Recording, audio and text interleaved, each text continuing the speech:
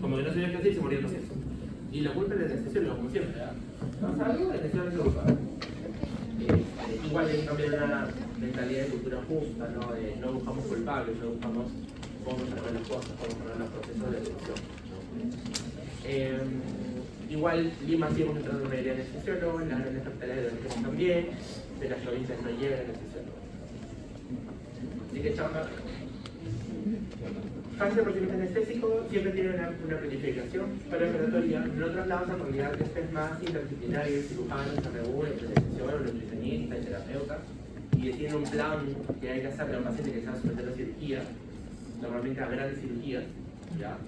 Pero sí hay unos protocolos ERAS, que son Extended Recovery, hacer after surgery. Entonces, dependiendo del tipo de cirugía, de ciertas cosas que hay que ver, por ejemplo, los pacientes que tienen cáncer de colon o de prótesis de rodilla, obviamente después de la prótesis de rodilla tienen que hacer rehabilitación, no lo espero un viernes, porque el sábado y domingo no hay terapista, entonces lo un lunes, para que el martes, miércoles empiece terapia y el viernes vaya a casa.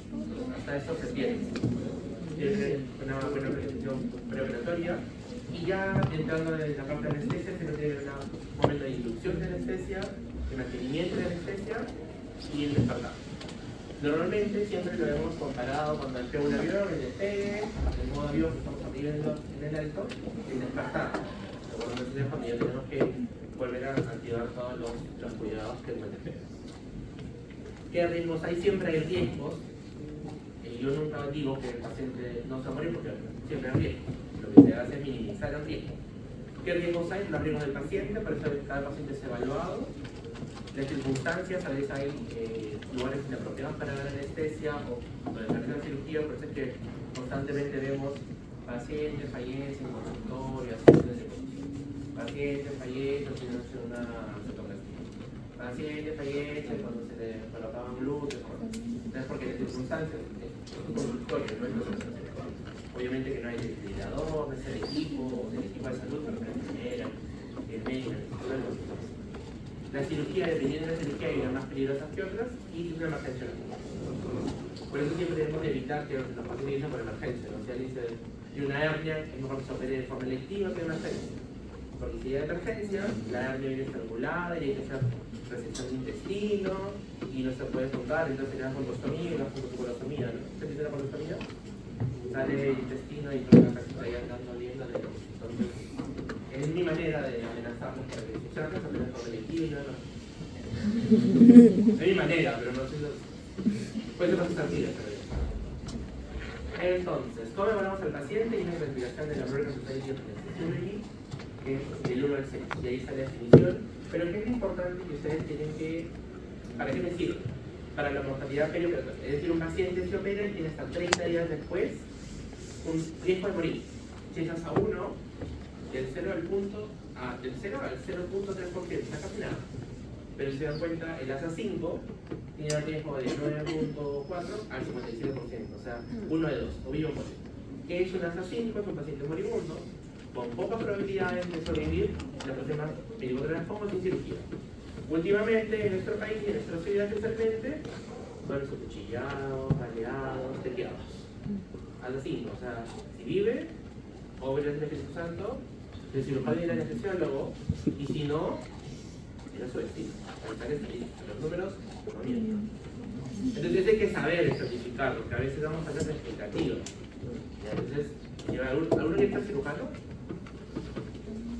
¿Ginecólogo? ¿Traumatólogo?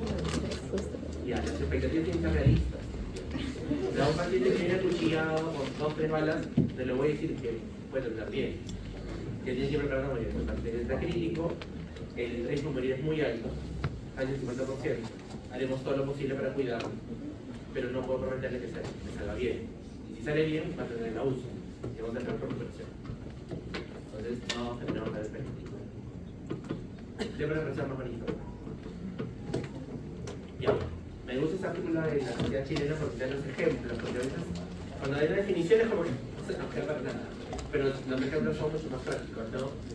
ASA 1, sano, no fumador, no consume o mínimo consumo de alcohol, fumador ASA 2, bebedor ASA 2, embarazo ASA 2. Oye, las gestantes son una enfermedad, son una condición médica que las pone en cierto riesgo, ¿no? una habilidad, por ejemplo. ¿No? Y de esas cosas. Hipertensión gestacional, diabetes gestacional, todos esos asuntos. ASA 3, que creo que le vino en el ejemplo, ¿no? En el paso. Y era pregrado. ¿Sí? ¿Y cuál es la diferencia en la aplicancia de emergencia? ¿No se va a caer? Sí. ASA 3. El ASA 4 es el paciente en shock séptico, ¿de acuerdo? Y el ASA 5 el paciente, bueno, ya no tiene muchas chances, pero bueno. Otras características importantes de las que ven más allá, obesidad mórbida es ASA 3, porque la obesidad mórbida también lleva un riesgo de mayor aumento del sueño. También la obesidad hace que el patrón respiratorio o la capacidad pulmonar se vea perjudicada. Pero también no es una enfermedad total, pero es una condición que nos pone más propenso a complicaciones postoperatorias o periódicas. ¿Cómo mido? ¿Qué también debo de medir la capacidad funcional? Literalmente preguntan a la persona qué es lo que hace y así van marcando. Espero que todos tengan más de 10 meses. Es lo que se espera de ustedes. Tal vez sus abuelitos se queden en 4. ¿Sí? Ese es el cardiólogo. Porque el cardiólogo es el que lo hace. Tía, abajo hay un pedido. ¿Y aquí viene? Hasta ahí el deseo. Deja al paciente. ¿Todo claro? ¿Sí? Entonces tenemos que evaluar el ASA y la función funcional, que son hacer las preguntas. Ahora, ¿por qué les mencioné enfermedad maligna? Porque si es un antecedente que no fue testado. En cuarto año ustedes han repasado extensamente la anamnesis, ¿de acuerdo? Y algo que siempre deben preguntar es alergias y antecedentes familiares, quirúrgicos o médicos. ¿Sí? Y ese antecedente es importante que lo pregunten, porque normalmente a veces tenemos hijos que no vemos, pero enfermedad maligna es un trastorno muscular hereditario, que es un trastorno familiar que siempre va a pasar. Es una biopatía metabólica subclínica. ¿Y qué puede pasar? Pues puede haber una respuesta hipermetabólica y hay una violación exagerada del cáncer articular muscular. ¿Qué lo desencadena? Por eso se los menciono, los anestésicos volátiles que son el software.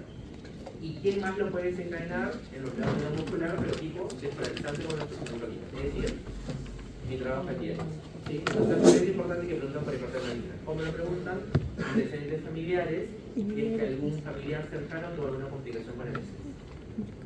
¿Sí? Entonces ahí pueden ir pensando en hipertensión maligna, porque es autosómico dominante, o sea, siempre va a pasar. ¿Qué hacen en ese caso? Bueno, ahí está la explicación. Fisiopatológico que pueden tener luego. Algunos indicadores clínicos, que es lo que yo podría ver, rigidez, distribución muscular, obviamente que hay exámenes que pueden medir, luego CTK, neuroluria, el potasio también se eleva, tiene que ir un AGA para ver si hay accidente respiratorio o no, y el aumento de temperatura y extensión cardíaca, porque termina en arritmias cardíacas. El tratamiento es detener los halogenados, es decir, retener la anestesia inhalatoria, hiperventilar al 100% y administrar el dantroleno. ¿Qué es el dantroleno? Es un bloqueador muscular de nuevo que produce debilidad muscular con acción directa sobre el músculo izquierdo. Está completamente relacionado con la reducción del flujo de la salida del calcio mediante el túbulo sarcoplástico, entonces va a contrarrestar porque va a hacer una disminución de la inhibición del músculo esquelético producido por el músculo.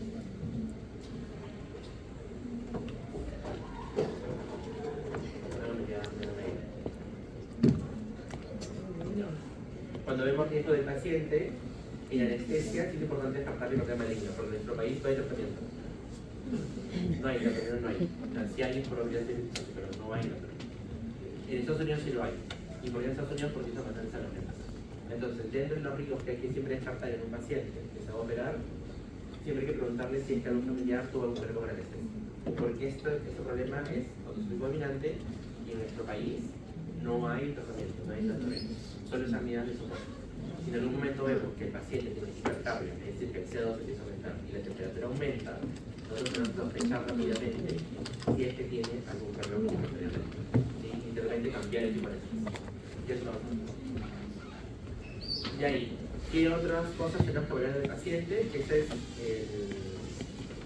lo que a nosotros nos encanta los anestesiólogos. Nosotros no nos de vicios, no esos aprecios. Uno es ver la vía aérea y las personas y ver la vía periférica.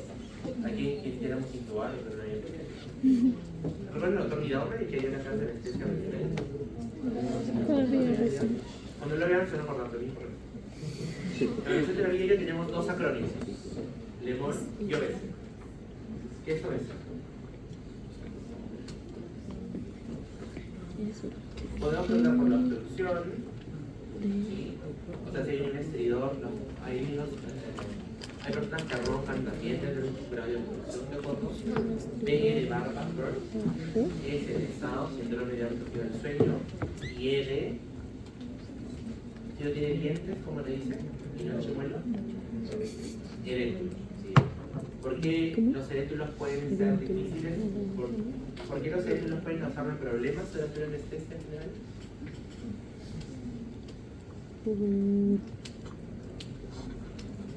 Hay películas, no, así de vuelta hasta 10, 1, 2. En la inducción anestésica, lo que pasa es que el paciente entra en apnea. No entra en apnea como unos 1 minuto, 1 minuto y medio, casi. Si no respira, va a desaturar, pero. Entonces, ¿yo qué hago? Tengo que ventilar al paciente, que es lo que hacen en la práctica de simulación. Bueno, van a pasar y ventilan. Y eso es lo que tienen que hacer, es ventilar. El paciente no se muere porque no lo intuben. El paciente se muere porque no lo ventilan. Si un paciente desatura, como somos anestesiólogos, ventilamos. Ponemos la boca facial y ventilamos. Es lo que estamos haciendo. Si ese éntulo, a veces el tejido flácido de los abuelitos, por ejemplo, cae, y no nos impide ventilar adecuadamente. Entonces, por eso que el éntulo, si bien cierto, no será problemas en la intubación, pero será ventilación. ¿Ya? Y el LEMON es otro acrónimo, que es LUM, que van a mirar el 1, 2, 3. Esa misma distancia es 3, 3, 2. ¿De acuerdo? 3 travesas de dedos, distancia indecisivos, 3 travesas de dedos, distancia meso-yoidea, y 2 travesas de dedos del cartílago tiroides al yoides. A ver ustedes.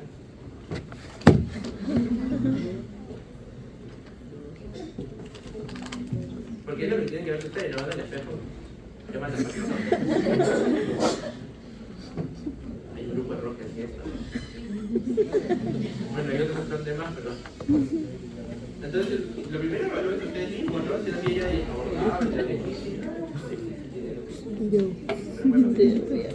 Y lo otro que tenemos es el malampati, ¿sí? Es el malampati. El malampati es súper fácil. Tiene que estar sentado el paciente, le tiene que dar la última lengua. Del 1, 2, 3, 4. ¿Difíciles o probablemente difícil? 3 y 4. Unidos, lo puedo abordable. Pero eso sí, puede ser, que es muy raro, que el 1 y 2, está fácil. Se dice para intubar, también nos ha pasado. Sí, esa de. En mi época le gritaron otra cosa con doble. Y terminó de mona. Ya, ahí se me la parte de Vale, 1, 2, 3, 4. Siempre pídelo sentado, nunca acostado, ¿de acuerdo? ¿Qué viene del grado 1? El paladar blando y la piel mandibular. Grado 2, paladar mandibular. Grado 3, paladar blando y base lóbular. Y grado 4, suele ser el paladar. ¿Con quién más creen que tenemos problemas? ¿Qué condición lleva que alguien tenga macroglosia?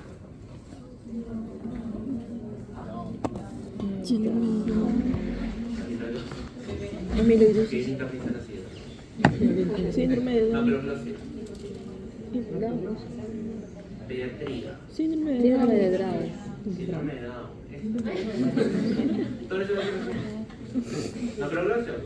¿Cómo hay que se tremenda lengua? Y después viene lo que digo.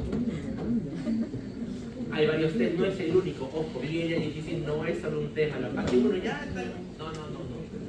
En él está son un montón de test. Este es otro test, el test de supleción mandibular. A ver si lo pueden hacer. Está haciendo una buena. Esto es súper fácil. Lo que tienen que hacer es sus dientes inferiores, tratar de morder los superiores. ¿Cómo? Ya, todos. No hay ninguno. No puede. ¿Qué cosa?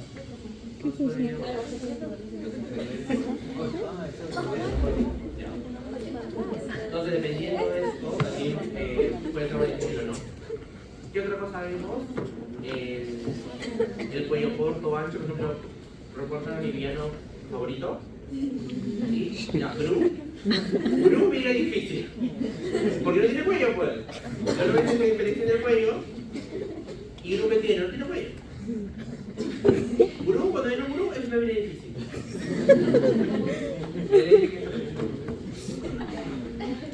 Pero lo que sí va a decir que quién tiene una vida difícil es esto, que es Korma, la reacción de Korma.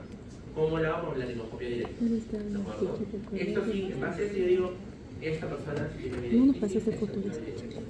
Porque va a haber grado de dificultad para lograr la intubación traqueal según la estructura anatómica. El grado 1 se observa completamente en el anillo glótico, que es los dos blancos nacarados en las cuerdas vocales, no malas, y lo que les pedí en el examen, que era la letra A. La letra A era el epiglotis. Decía entre base de la lengua y la A. No, decía entre base de lengua y la A.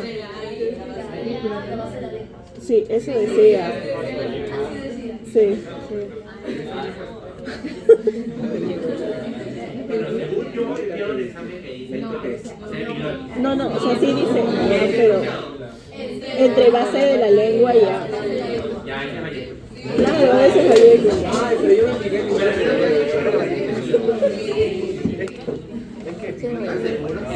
Sí. ¿Y le viene la pregunta de la secuencia y los medicamentos? Sí. Ah, bueno. Bueno, alguien lo movió. Pero este pequeño proceso pilótica.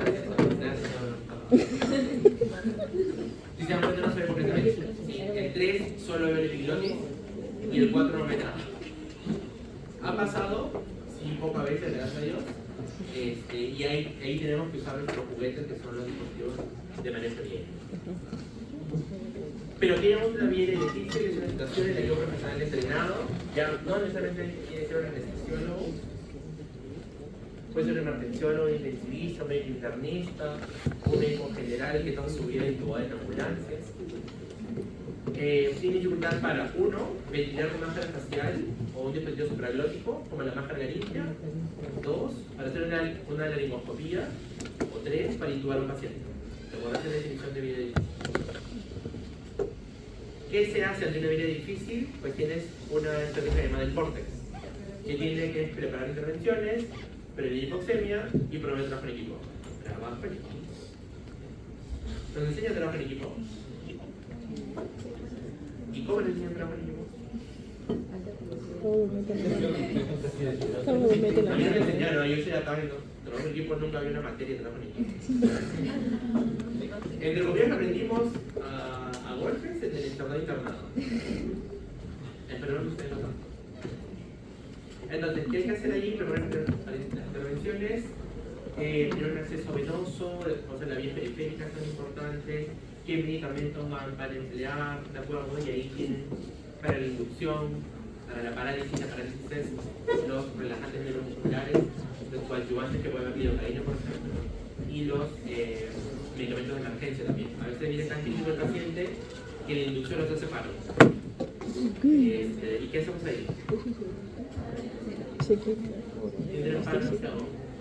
Bonitos de RCP. Vean la causa de cáncer. Una malaria que tenga farmacológica, entonces hay que tener cuidado con las dosis. El monitoreo es importante que hagan de acuerdo el ENTA y la CO2, la fotografía, la saturación de oxígeno, la presión arterial, el ECG, que es el electrocardiograma, y las alarmas. En algunos lados apagan las alarmas y el paciente está mal y nadie le escuchó, pero es porque apagan las alarmas. Ten cuidado con eso.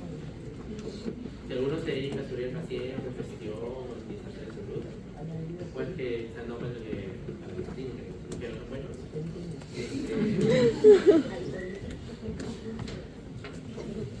Apagar alarmas es algo bien frecuente que hacen y es un gran error, porque están apagando la primera barrera de hay gente que la puede apagar. Y siempre tienen que usar los monitores que están en la práctica. Lo otro que tiene que ver bastante, y esa es la prevenible precoz, que es el tiempo de alta segura. Recuerden siempre que cuando hay que intubar a un paciente hay que preoxigenar. Se le pone una máscara de oxígeno, que es con la máscara de reservorio a 15 litros, para darle un tiro al 100%. Verificar que el oxígeno está conectado y que fluya, la bolsita se va a insuflar o varios videos, ya ahí, eso me lo claro. Y tenemos que tener varios dispositivos también, no solo la máscara facial, sino también la máscara laringe. No sé si han hecho ya la práctica de simulación, ya han colocado máscara facial, máscara laringe, en dos del vortex. Y en el enfoque vortex es bien importante la posición y la aspiración. ¿Sí? Coloquen siempre al tubo endotraqueal una guía que va por dentro porque les permite direccionar el tubo. Si no colocan guía, el tubo usa para el esófago, o sea, para arriba o para abajo, pero nunca para otro lado. Y algo más que es probablemente trabajar en equipo, que a veces es un poco difícil estar tanto de pregrado, pero siempre piden ayuda. Espero yo que tu generación es más factible que lo haga. Si no saben algo, levanten la mano y pregunten. Pero también depende de nosotros de dar un ambiente donde puedan levantar la mano sin ¿ya? Distribuir tareas, tú te encargas de ventilar, tú te encargas de los fármacos, tú te encargas del tiempo, tú te encargas de traerlos. Siempre distribuir las indicaciones y tal vez coordinando, ¿no? Oye, tú vas al gimnasio, tú vas a hacer las compresiones después, ¿no? Pero no la más flaquita, la más pequeña, las compresiones. Pero si, oye, tú vas al gimnasio, tú compresiones. Y siempre tal vez antes de intervenir siempre discutan el plan que oye, este paciente viene difícil, no tiene cuello, no se me lo intubando, todos somos jóvenes, tal vez no me llevamos muy bien, tienen una máscara limpia, tal vez gringos, siempre tengo una estrategia para saber. El vortex es súper fácil, yo creo que es lo más fácil para manejo y aérea, y es que si un paciente se pone mal, ustedes siempre tienen que comenzar con cuál comienzan.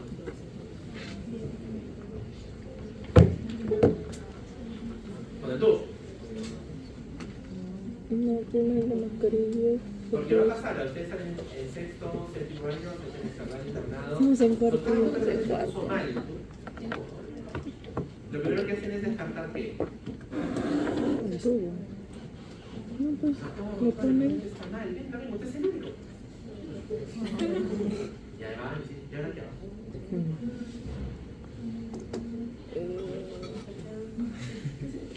Si respiro no, ya no respira. Pero digo peor todavía, si respiro no respira. Los pulsos, para descartar que Paro cardíaco. está en paro. Yo creo que tiene que hacer. El paciente está mal, lo primero que hacen es su pulso relativo, su pulso femoral. Ya, no está en paro. Ya, pero no respira. No ventila. ¿Qué piden para ventilar? Doctor, ¿qué le damos? ¿Qué quiere? ¿Qué piden? Piden el ambú, por su sector manual, y ¿cuál eligen? La máscara laringe, claro, El tubo. ¿Quiere hacer unos minutos de oxígeno? ¿Qué lo va a matar el paciente? La falta de oxígeno. ¿Cuál es lo que tenemos que preservar hasta siempre? ventilación. Ventilar. La máscara. Entonces empezamos con la máscara. Un paciente se pone mal, lo primero que tiene que hacer es descartar que está en paro. Ya está en paro. Ya, pero no respira, ya. Entonces ventila. ¿Con qué ventila? Máscara facial y el ambú. Conecta el oxígeno a 15 litros. Y ventila. Ya. Ahí tienes dos opciones. Si puede, intuba. ¿De acuerdo? Vamos a intubarlo, vamos a posicionarlo. ¿Qué posición lo colocan al paciente? Echado y elevación de 3-4 centímetros del ¿Y tobillo. hay qué más? Tracción mandibular. Opción de Mandíbula. Tracción mandibular.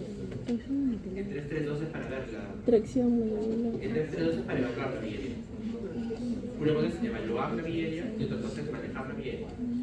De la evaluación ya hemos pasado al manejo. El paciente está mal, he descartado que no esté en paro, tengo que ventilarlo y se dicen ya, por favor, acá una máscara facial y el ambú y conecte el oxígeno a 15 litros. Por favor, ya una residente, al interno. Ya. Entonces, doctor, acá tenemos el endoscopio, tenemos el tubo. Intento algo, primero intento. ¿Qué posición colocan al paciente? Tracción. Los que han hecho la práctica de intubación. Tracción mandibular. Posición de olfateo. Siempre de olfateo. Poner una almohadilla abajo de la flechada. Bueno, una almohadilla abajo en la cabeza y ven eso, ¿no? Pero no es olfateo, porque cuando huelen algo, hay que ver la almohadilla y lo que ¿Sí? Posición de olfateo. Ok, posición de olfateo, laringoscopio y tratan de intubar. Fallan. No pueden intubar. ¿Qué hago? Máscara en la oreja. Oye, no veo nada, ¿no? No veo nada. Si no pueden intubar, regresan a la máscara facial y siguen ventilando. Ya invirtieron un intento. Les quedan 2 más.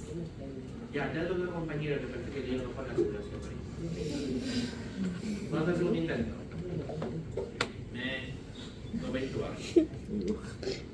Ya, pero ya las de la UCI se han enterado. Hay una cama en la UCI. No tienes que llevarlo nada más a la UCI. Tienes 2 opciones. O lo llevan con la ventilación manual hasta la UCI. O tal vez pueden usar el tercer elemento. ¿Qué es esto? Máscara laringe. Le colocan la máscara laringe. Cuando ya pasen las simulaciones, literalmente ustedes, el paciente y sus deditos y la máscara. Es meter hacia el fondo, insuflar y a ver si han flexionado. Entonces, lo primero que tienen que hacer siempre es ventilar al paciente. Lo ventilan con máscara facial. Lo ideal, el gol estándar para el manejo Viella, ¿cuál es? Gol estándar para el manejo Viella. Intubación, que es lo que queríamos hacer, es lo que aspiramos a hacer, intubarlo. Pero si no pueden intubarlo, no intenten, o sea, no hacen 10 minutos ahí. Lo que tienen que hacer es, primer intento no se puede, retira y ventila con máscara facial. Mantengan la saturación mayor de 90 siempre. Y ahí ustedes dicen, ok, segundo intento, pero algo tiene que cambiar. Posición del olfateo ya está, los fármacos ya están, el tubo con ahí ya está. De laringoscopio, tráete un videolaringoscopio, ok. Un videolaringoscopio puede tener mejor visión. Igual fallo, ok, entonces vuelvo a máscara facial. Pero necesito trasladarlo, puedo hacer la máscara laringe. Y ahí aseguro la vida del paciente. Al menos lo ventilan. Y ya solo una mano es conectada y la otra puede tocar. ¿Sí? Entonces el vortex es sencillo, pienso, porque les dice, primero comienzan a hablar con máscara facial. Lo ideal es que intuben. Pero si no pueden intubar, no se compliquen. Realicen la máscara facial y ponen una máscara laringe. Pero ¿qué pasa si ustedes intentan la máscara laringe y ya no pueden? ¿Qué pasa si esa diaria ya se empezó a dematizar, empezó a sangrar tantos intentos y ya no pueden ventilarla, ya no flexan el pulmón? Traqueotomía. Pronopneumonia axis. Entonces ahí ya, pinchan y ahí se repite. Y eso es lo que tienen que hacer. Máximo 3 intentos, por cada abordaje, al menos que algo cambie, el operador es un cambio, y siempre se da el intento al más de 30. ¿Sí? Hasta ahí, dudas o preguntas. Aquí llevamos zona verde, donde nosotros podemos, zona verde está. Nosotros podemos reaccionar al paciente, optimizamos la saturación y también vemos en las amplexes, vemos la doctora. Ya, hasta ahí acabamos con el paciente. Ahora vamos a ir a los riesgos de la cirugía. La cirugía, como se dan cuenta, tiene riesgos bajo, intermedio o alto. Las más bajas son la cirugía de mama, cirugías bucales, oculares reconstructivas. Las intermedias, bueno, siempre ingresan una cavidad, por ejemplo, la colestectomía es intermedio, apendicectomía también es intermedio, trasplante renal es intermedio. Y a la de riesgo alto ya son cirugía cardíaca, por ejemplo, la revascularización, una cirugía de Whipple, por ejemplo, donde hacen duodeno páncreas, también es riesgo alto. Estofarectomía, preparación intestinal, neumonectomía también es riesgo alto. Ahora, la pregunta que les van a hacer tal vez sus amigos, bueno, yo creo que tanto, porque ya ahora todo es laparoscópico, pero igual siempre hay algunas personas que piensan que lo abierto es mejor. ¿Por qué se prefiere la vía laparoscópica? Porque el traumatismo tisular es menor, es decir, el corte es menor, nosotros tenemos huequitos y luego la pared intestinal, ya que el paciente le dolía, no caminaba, y estaba echado en su cama y sin nadie más. Y hacía pared intestinal. Eso también promovía el dolor en incisión, incrementaba los días de estancia hospitalaria y generaba alteraciones postoperatorias. Fiebre al tercer día postoperado, ¿qué es? Fiebre al tercer día postoperado, pregunten a infección postoperatoria. Infección postoperatoria. Si estoy en la incisión, Infección postoperatoria. delegación. ¿El tercer día? Y eso también. El dolor hace ¿El tercer día era infección? Y ahí está El la primer día era... Sin embargo, recuerden siempre que el neumoperitoneo va a producir una elevación en el caso de la orina, ¿no? Cuando hace con el agua bendita, se produce una elevación de la presión intraabdominal y eso va a generar una reducción del retorno venoso. Y eso yo lo veo como, en mi monitor, ¿cómo lo veo la reducción del retorno venoso?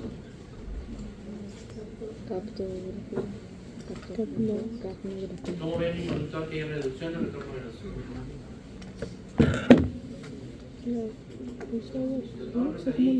Aumento por el lado, de aire y el retorno venoso. Por lo tanto, yo voy a ver.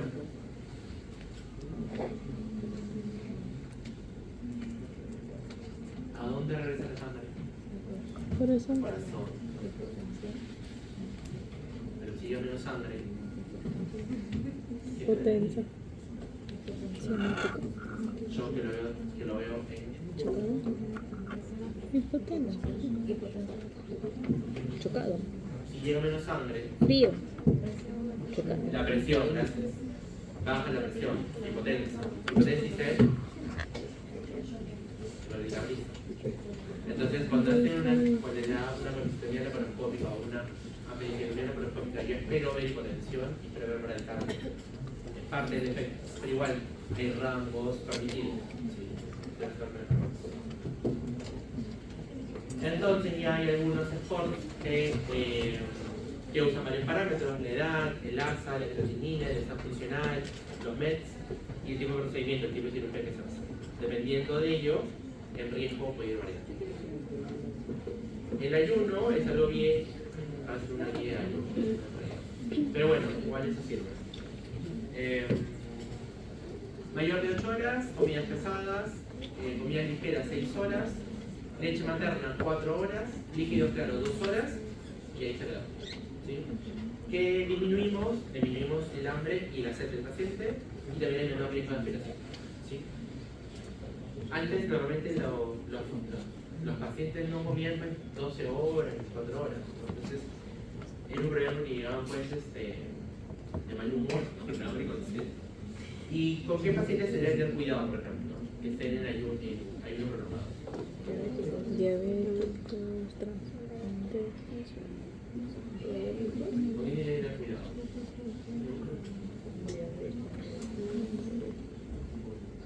Por hiperglicemia de los diabéticos. Ya, los diabéticos harán hiperglicemia catastrófica. Entonces, a los diabéticos alguna vez, cirujanos, alguna vez gerencia de saturación, los diabéticos siempre pongan el primer orden porque hacen hiperglicemia, más severa, porque no pueden tener tantas horas de ayuno. Es más, a veces indíquenle comer algo, una comida ligera a las 9 de la noche para que 6 de la mañana puede estar. Entonces, vamos a ver algunos tipos de anestesia, anestesia general que le vamos a ver ahora, estamos viendo un poco, la anestesia regional que va a hablar con Tommy Daure, que tiene varias clasificaciones, la neurobracial que va en neuro-F, que ve la anestesia raquídea, epidural, o puede hacer un bloqueo nervioso periférico, que cogemos un ecógrafo y vamos al plexo braquial, el axilar, el interescalénico, ponemos el anestesio local y el paciente está despierto y el brazo no lo puede mover. Espero que lo vean en su práctica de anestesia y en el duelo. Anestesia local, sedación, que el paciente respira por su cuenta, pero el estímulo al llamado responde. Ya si no responde ya puede ser hasta general, pero no es culpa de él. Y lo que ahora hacemos a veces en estas salas con los neurocirujanos, que a veces tienen que hacer una trombólisis, o colocan unos foils que son como unos alambres para las aneurismas, hacemos cuidados anestésicos, ¿no? Hacemos el monitoreo de todo eso, porque si hay sangrado puede haber caída del glaso y intubar al paciente y ayudar. Entonces recuerden siempre la anestesia general, es un estado farmacológico reversible, caracterizado por la triple A: amnesia, analgesia y la cinesia. Asinesia es la ausencia, pérdida del movimiento, pero también sumen la hipnosis o la inconsciencia. Entonces, ¿qué fases hay? Ya hemos dicho: inducción, mantenimiento y despertar. Y ahora vienen los fármacos, con los anestésicos endovenosos. Ella es santa, Santa Bárbara. Y cuenta esa historia, y allí en Santa Bárbara se fueron los vampiros. Bien creativo, ¿no? Ya. ¿Quiénes tenemos ahí? Diometal, Santa Bárbara, retórico, el diometal y el metocital. Y el metocital, algo bien importante es que es el indicado cuando para la terapia electroconvulsiva, porque el umbral de convulsiones ayuda a disminuirlo también. Lo hacemos rápidamente. Diometal, hay que recordar siempre el mecanismo de acción que ya lo vemos con el GABA, que es el neurotransmisor inhibidor del sistema nervioso central, y sobre este receptor se actúa el diometal. Diometal puede generar retención respiratoria y el principal efecto es el cardiovascular. Va a generar la peritoneal. Ahí están las dosis. Yo no voy a pedir dosis, pero lo pongo porque yo. Contraindicaciones: ¿con quién no le va a dar diometal? Cuando el paciente está con inestabilidad cardiovascular grave o en shock. Entonces está vetado ahí, por favor. Cuenta la historia. ¿Recuerdan Pearl Harbor? No recuerdo la película, pero. ¿Pearl Harbor? ¿Ya qué fue? ¿Ya mejor pregunta? ¿Qué tenemos hablando de los niños? Bueno, cuando los japoneses atacan en Hawái, Pearl Harbor, usaron diometal y dice que los soldados se morían por diometal, no por la hemorragia. Porque el soldado ya tenía una cierta inestabilidad cardiovascular y estaba en shock hemorrágico, y luego que tenía el diometal, moría. Entonces ese es el problema del diometal, que si está hipotenso lo va a perpetuar. ¿Sí? Obviamente causa de debilidad respiratoria y por tener cuidado, porque se puede requerir este tipo de pacientes. Que puede desencadenar porfiria o agravar la crisis aguda presión. Pero luego nació algo mucho mejor, que es el propofol, que es lo que ven hoy en día, es el antibiótico más utilizado hoy en día. Se creó con una solución original, pero generó bastantes reacciones anafilácticas, por lo tanto hoy en día se hace más emulsión de soya y de agua. Pero es importante las alergias. Si alguien es alérgico a la soya, no lo propone. Eso es su principal compuesto. ¿En qué se usa? En inducción y en mantenimiento de la anestesia, que lo vamos a ver luego. La dosis ahí están. De nuevo, sobre quién trabaja, sobre el GABA, y tiene un efecto antiemítico. Y acá nuestras amigas de las benzodiazepinas, la más famosa o el más consumida solar, son muy usados como ansiolíticos y antihipnóticos. Se puede administrar inmediatamente después de la inducción de anestesia, porque a veces tienen recuerdos. Una de las cosas recuerdo que escuché, mi nacional puede usar esto, pero porque tiene anamnesis, anterógrada. No, en mi nacional genera anamnesis anterógrada, es decir, lo toman y eso viene de la. Por eso cuando escuchan parroquianos no son pepeados, suelen ser sopinas. Le ponen mi nacional, no recuerdan nada. No me lo pruebo. Ya luego voy a todos con sopinas sola. Sin embargo, tenemos ahora un nuevo agente que está en estudio, que es Antremiprazol. ¿Algunos le han hecho endoscopía para endoscopía? Ya bueno, yo me dedico a dar sedación para endoscopías y uno le tiene midazolam y la penicilina, porque normalmente son personas muy ansiosas que tienen problemas de estreñimiento. Entonces van a los enterólogos ahí muy ansiosos, pero les habla todo eso. Y la mayoría toman melatonina y vitamina D para el sueño. Son súper ansiosos. Y después que lo hacen con midazolam, penicilina, fentanilo y propofol, pero se despiertan. Y yo no les digo que les doy, pues no, porque mi jefe le dice todo. Entonces el midazolam genera eso, la amnesia anterógrada. Ellos pues le conocen midazolam y no van a recordar lo que sintieron, ¿verdad? Porque imagínense, es un tubo grande que entra por la boca, estamos 10 minutos, es bien molestoso. Puede generarse el infarto, entonces entre la sedación hay que ser bien cautelosos con las dosis que se dan. Porque a veces puede generar depresión respiratoria. El propofol lo usamos para anestesiar y para la sedación. El fentanilo igualito. Entonces, si la dosis excede un poco, puede pacientar en apnea, no respira y puede tener hipoxemia. Claro. Entonces hay que calcular la dosis para que el paciente pierdan la hipnosis y la inconsciencia y no tengan reflejos, no resuciten, que es para que ingresen en el juego. Pero bueno. Entonces el midazolam sirve bastante para la amnesia anterioral. Igualito mecanismo de acción, receptores GABA, y acá la afinidad por el receptor, lorazepam, midazolam, diazepam. Diazepam sí tiene largo, o sea, el tiempo de acción es mucho más prolongado, cada vez usa menos porque queremos bien fármacos que nos permiten tener los pacientes.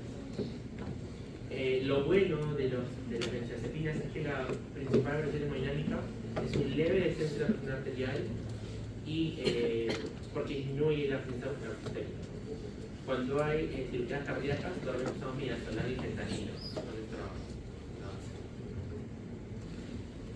Pero tenemos su revertor, que es el fluoxetina. ¿Sí? Es el primer antagonista de las benzodiazepinas. Se metaboliza en el hígado en el 99%, se obtiene rápida en 1 a 3 minutos y se administra en volumen de 0.2 hasta 3 miligramos hasta despertar del paciente. Acá vemos todos los benzodiazepinas, incluye el fluoxetina, y después hay otro fármaco que es la ketamina, ¿no? La ketamina es la anestesia disociativa. Supongo que ninguno de nosotros sabe ketamina, pero bueno, no se sabe. La ketamina hace que la persona esté despierta, pero de verdad que vive en un mundo aparte. Me acuerdo que una vez tuvimos una niña que estaba antes la operaban y ella empezó a hablar y empezó a decir: estoy saltando entre planetas. El traumatólogo, como siempre, orinándose: ¿por qué está que habla? Está viva, le digo. ¿No? Sí, pero está que habla. Pero yo digo: ¿cuál es el problema? Que estoy saltando entre planetas. ¿Y qué planeta estás que saltas?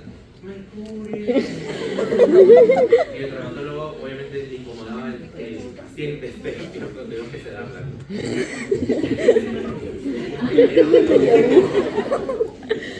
A los cirujanos no les gusta que hablen los pacientes a veces.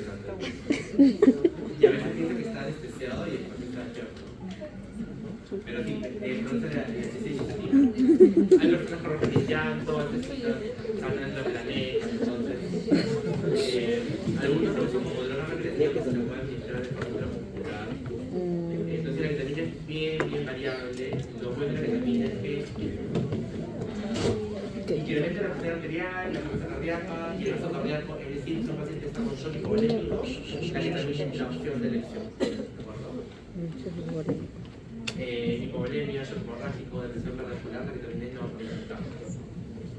Se puede indicar con una benzodiazepina con midazolam y un antihistamínico, porque genera bastantes secreciones. Eso lo tenemos en el país, que es el esofiliato, pero también es un hipnótico, ¿de acuerdo? Que tiene estabilidad hemodinámica, sin embargo puede tener crisis de supresión corticotrópica. La dosis de desmetamina es un nuevo fármaco, lo usan como coadyuvante. Lo usamos básicamente para sedar pacientes como ansiolíticos, hipnóticos, analgésicos y para simpaticolíticos.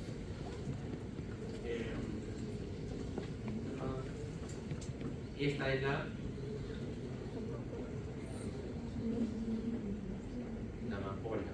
O sea, vamos a hablar de opioides. Y acá sí, bien importante los opioides, ¿no? Sabemos que en el socio es que van a prueba con fentanilo y es un opioide, pero también hay que ser exagerado, ¿no? Cuando tiene un dolor agudo, por ejemplo, un pozo operado, sí tiene el opioide.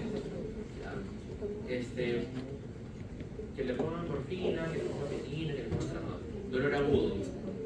Pero es un dolor crónico, el opioide tenemos que escalarlo poco, es distinto. El opioide es la base para el manejo de dolor, sí. Si es dolor agudo, lo podemos dar en dosis altas, pero es un dolor agudo. Tratando de operarle la fractura del fémur, ok, tenemos un opioide. Pero si es dolor crónico, es decir, alguien que tiene un dolor doloroso, o que tiene un problema de cáncer, el opioide no lo voy a dar a dosis altas, lo voy a dar a dosis bien bajitas y esperar hasta que llegue al techo. En Estados Unidos hay bastante temor por los opioides, pero yo creo que es porque había un mal uso y no han sabido racionalizarlo. Los opioides es bien importante como el analgésico de la anestesia, porque vos tenés la AAA, amnesia, analgesia y asinesia. Los opioides no dan la analgesia. Suprimen el dolor, básicamente sobre los receptores lúdicos. Sin embargo, también van a afectar varios órganos, como el aparato respiratorio, el cardiovascular, genera un poco de hipotensión también los opioides y generan también depresión respiratoria. O sea, pueden haber pacientes que se tienen sobredosis de morfina, ¿se puede dejar de respirar? Sí, pero existe riesgo de otros opioides. ¿De qué va a depender? De la edad, del peso corporal, del fallo orgánico, del shock, de otras interacciones protocolares. Pero hoy en día los opioides, gracias a Dios, hay unas nuevas presentaciones como los parches térmicos, ellos se los colocan de 2 o 3 días, es mucho mejor que estar tomando.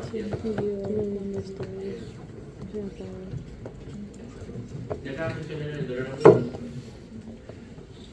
Y acá vemos ya el opioide como es, la morfina y la mayoría de los agonistas muy capa, probamos su pupilar, por ejemplo, cuando alguien está con intoxicación por morfina, se pone un poquito de loco. Y ahí lo vemos. ¿Es hipnótico?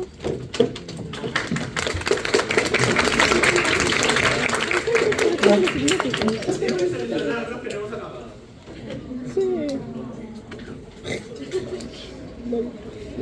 De verdad. No, sí, pero faltan los hipnóticos, porque son 3 pilares en anestesia. Solamente los analgesia y dirección. Faltan los hipnóticos.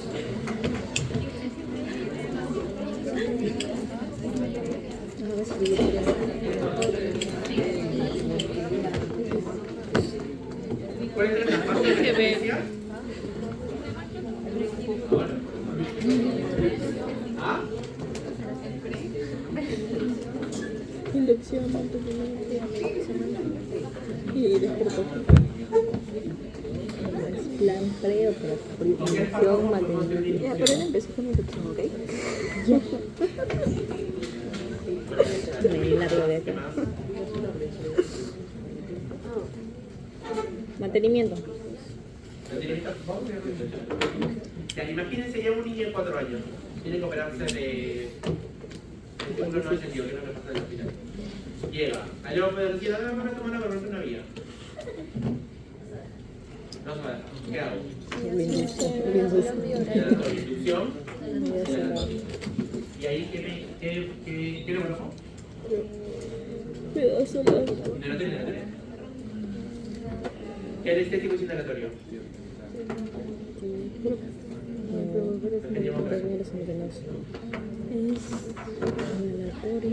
Sea que tiene un nombre raro.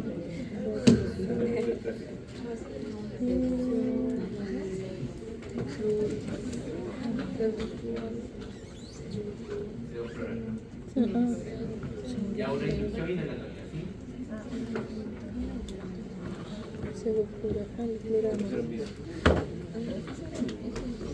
Le coloco la vía periférica y ¿qué administro ahí? Midazolam, más propofol, fentanilo. Entonces yo necesito 3 cosas. Uno es el opioide. Y ya me han dicho uno, que es el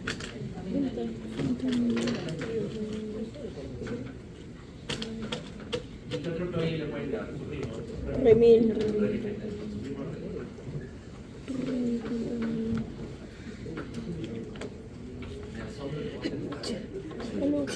Opioide, ¿qué más le puedo aumentar? Lo que ustedes decían, ¿no?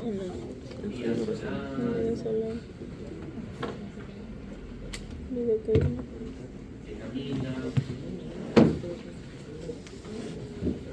¿Qué más? Propofol. ¿Cómo podría yo llamar a ellos? ¿Qué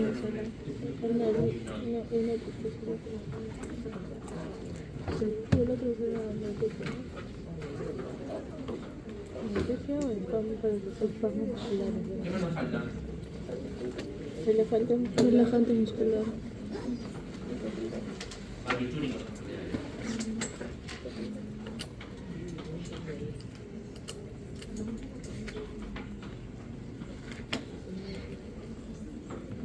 ¿Y ahí qué más? Analgesia, amnesia, Asinesia. lidocaína.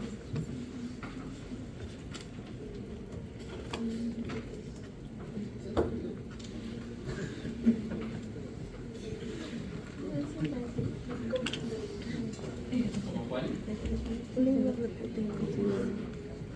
Mecuronio.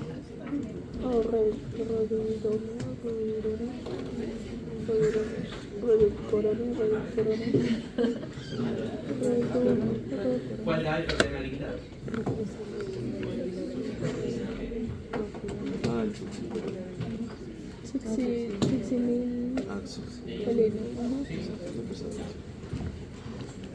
Llega el paciente, lo voy a intubar, tipo un pediátrico, inhalatorios florales, pero un adulto, con opioides, con un hipnótico y con un repelente neuromuscular. Ahora endoscopía directa, perdón, anexo lo oxígeno, administro mis medicamentos, mis fármacos, lo pongo en posición de olfateo, endoscopía, intubo.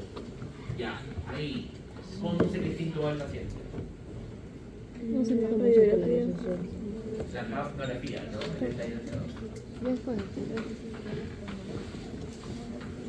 ¿Qué más necesito hacer el monitoreo? ¿Qué más yo tengo que medir al paciente para hacer el estudio de Encefalograma, electrocardiograma, la presión?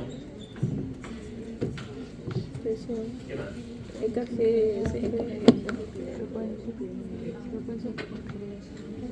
La oxigenación y la mido con el ARA, todo el mundo tomada. Con la saturación del oxígeno. Ya.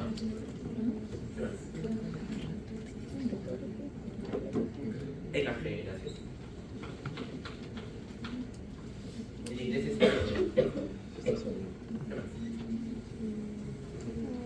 ¿ya pasó por pediatría? Ya. Y cuando iban a neo, ¿qué estaba todo? ¿Cómo estaba todo el ambiente? Caliente. ¿Por qué?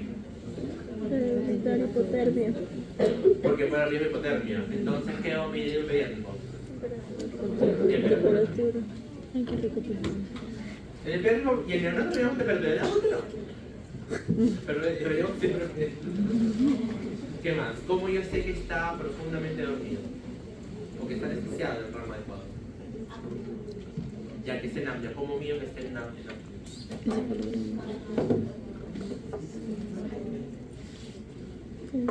¿Cómo yo sé que un paciente está anestesiado?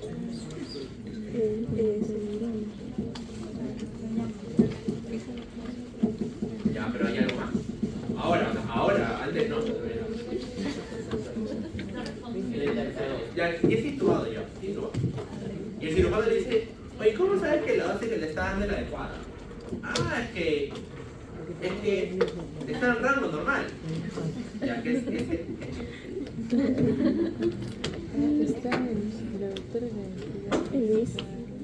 El bis.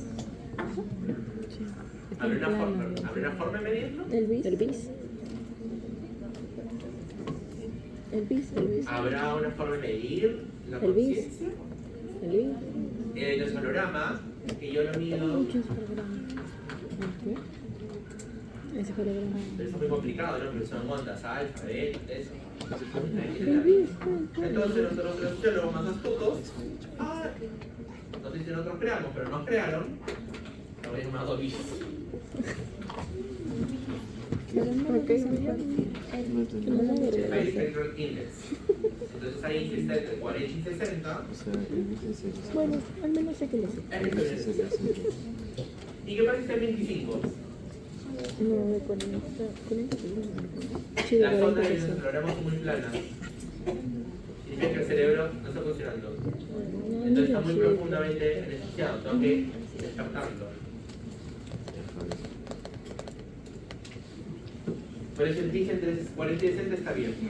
¿Sí? ¿Y ahí qué más? ¿Cómo yo sé que tiene suficiente rocuronio? Porque el cirujano me dice, el paciente está duro. No sé. Bueno, no, el paciente está duro. Colocamos en la pinza, en la pera. ¿Y él cómo puede saber, cómo yo puedo saber que le falta relajante en la muscular? Espasmos. Está rígido, ¿no? Pero si pero está rígido, no se va a mover. Está ¿Qué parámetro vería ¿Qué yo parámetro veo? para ver que está con el programa muscular? El TOF. ¿Y qué es el TOF? Cuéntanos.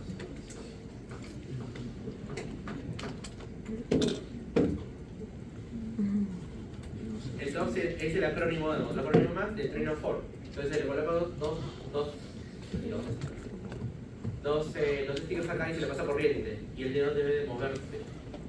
Y hay una máquina que lo lee y dependiendo del grado en que se mueva, el paciente está con suficiente relajante o no. ¿Sí? Entonces con el TOF, con el vídeo veo profundidad anestésica.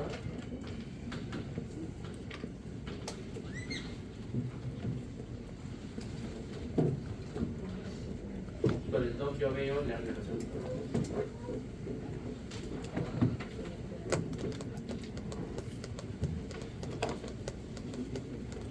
¿Qué más debería medir?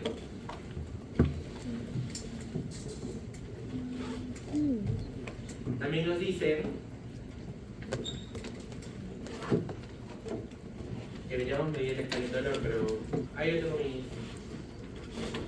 mis dudas porque hay unos aparatos que ven la contractilidad de la pupila, pero si está con alta dosis de opioides, significa que debe estar con un puntito. Entonces no me hace mucho sentido medir pupilas sabiendo que estamos más elevados de opioides. Pero igual también deberíamos medir el dolor también. Si el paciente ingresa con un EVA de 8, usted hace la cirugía, termina y se va a casa con un EVA de 3, hemos aportado su vida. Entonces el dolor también lo refieren como un parámetro que nunca se mide, pero deberíamos empezar a medir. Más que nada por esta normalización del paciente y el trato, para eso sirve la escala EVA también. Un paciente que ingresa con dolor y se va con dolor no escucha nada. Sí, bueno. Hacemos cambios. Ya, ahora sí, volviendo. Ya, con inducción y terminamos. Ok, entonces intubamos y tenemos que ya para eso tener todo eso controlado. Bien. Después viene la...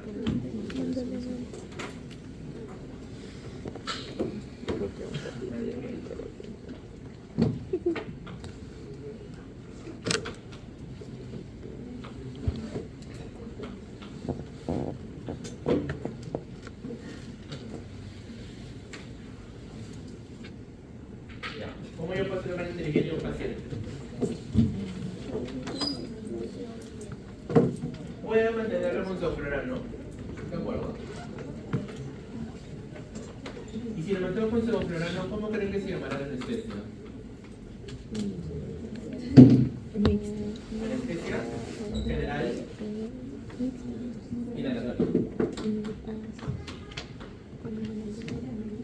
No, pero aquí quiero ir un poco por eso. No sigo con Ya, pero yo puse la capa de ozono, así que yo voy a usar, bueno, yo voy a usar una infusión de propofol y de remifentanilo.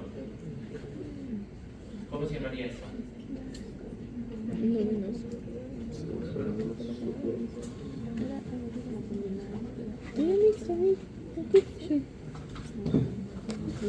Balanceado mixto. Pero dice mixto. No es mixta. Balanceado mixta. Magnesia, sí. Magnesia, sí. ¿Cómo llamaría una Está bien, pero lo de la palabra es Ah, endovenoso. ¿qué estamos haciendo? Los endovenosos. Estos dos, son estos dos. Son estos dos. Si los dos son endovenosos, ¿cómo se llama el tiempo de anestesia? Si su némesis es la inhalatoria, esa sería la endovenosa. Pero para no decir así tan endovenosa, le pusieron los ritmos, no más. Todo el intravenous anesthesia, y ya está. ¿Sí? Y ahora lo que mencionas, por eso no me culpa. Ya, lo que menciona Luis es la balanceada. ¿Y qué significa la balanceada? Un agente endovenoso y un agente inhalatorio. Y cuando yo tengo ambos, ahí lo que genera la balanceada.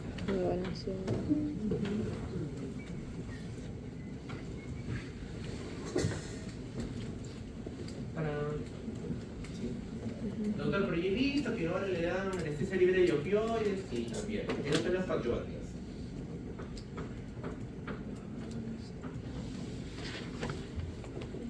¿Qué 44 hay? Lo que ustedes quieran. Lidocaína, después. Ya decidieron, no encuentro la lidocaína. Todo lo que ustedes quieran. Pueden ser Lidocaína y ahí, pueden poner infusión de lidocaína. Le pueden poner esteroides, entonces le pueden dar. Pero eso yo lo puedo utilizar, pero eso no le toca.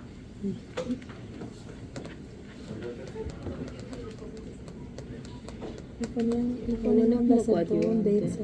Le puso Dexa también. Ah, claro, como coagulante. Le puso un claro, lidocaína. sí me hace sentido, pero como para la inducción de lío. Por eso te preguntaba, le puso lidocaína, eso en dónde entra ahí. Ahora ya no sé. Pero una función es para más, pero no. Pero es un corte. Claro, pero La doctora lo puso. Por eso te digo, la cirugía que vino fue lo que El hombre también. Y que se lo puso con Y ahí la última etapa, ¿cuál es? tenía problemas con la madre. Y la última es el Despertar. despertar. Ya, pero el despertar cerró todo y esperan que se metabolice. Ya, ahora, antídotos. Midazolam, si bueno es a malo, midazolam es a, Furas. Lunacenin. morfina es a, ¿Naloxona? ¿Naloxona? antónimos. Midazolam, Es lunacenin.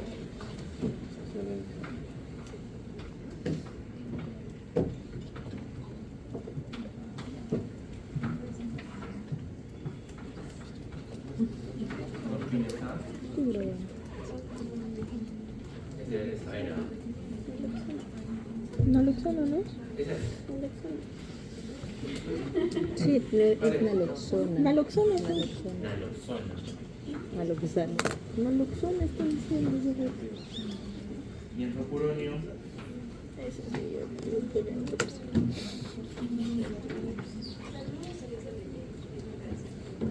Propuronio. propuronio. Neos. Diostigmina es la segunda opción. No lo voy a descartar. Pero ¿cuál sería la primera línea? No sé qué.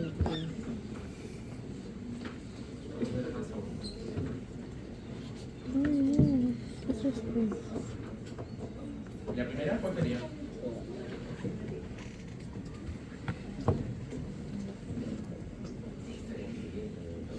¿Flumacenilo? No, fumacenil es benzo. Propuronio esa. La leemos en la propuronio.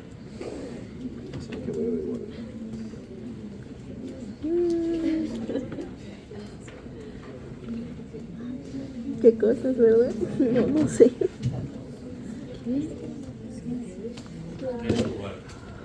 ¿Cómo? ¿Cómo? ¿Sugar?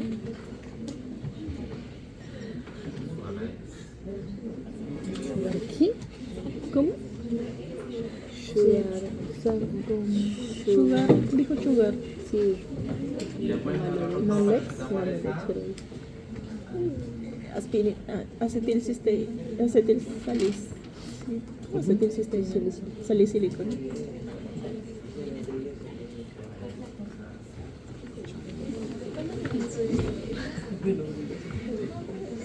¿Y el antídoto es el parte maligno? Bueno, no hay en Perú. No hay. No hay en Perú. Ahí la Perú ya.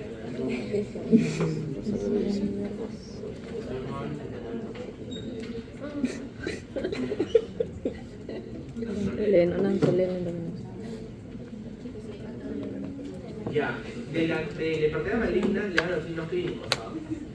Y yo veo una vez. El paciente tiene, medicamento, tiene edad. El virus no tiene que estar. No voy a contar eso. Voy a hacer unos flashbacks intensos.